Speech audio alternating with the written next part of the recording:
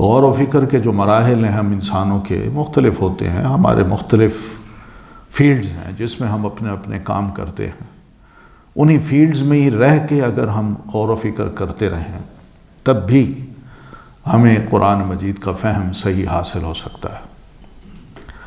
پھر وَلْيَتَذَكَّرَ أُولُو الْأَلْبَابِ، اور پھر اس کتاب کو ہم نے اس لیے بھی نازل کیا ہے، اس کی برکتوں میں ایک برکت یہ بھی ہے کہ جو صاحب عقل لوگ ہیں، سمجھدار ہیں، وہ اس کتاب کے اندر جو کچھ بھی اللہ نے بیان کیا ہے اس کو پڑھ کے اس کا اثر یہ لیتے ہیں کہ انہیں ایک بڑی زبردست نصیحت مل جاتی ہے، بڑے اسباق مل جاتے ہیں جنہیں وہ اپنی زندگی کا اوڑھنا بچھونا بنا لیتے ہیں۔ اسی طرح ایک اور مقام پہ اللہ تعالیٰ فرماتے ہیں وَهَذَا كِتَابٌ أَنزَلْنَاهُ مُبَارَكٌ، یہ کتاب ہے جسے ہم نے نازل کیا ہے، بڑی ہی برکت والی ہے۔ فَاتَّبِعُوهُ، تو لوگو اس کو فالو کرو، وَاتَّقُوا، اور اس کی نافرمانی سے اپنے آپ کو بچاؤ، لَعَلَّكُمْ تُرْحَمُونَ، تاکہ تم پر رحم کیا جائے۔ تو یہ کتاب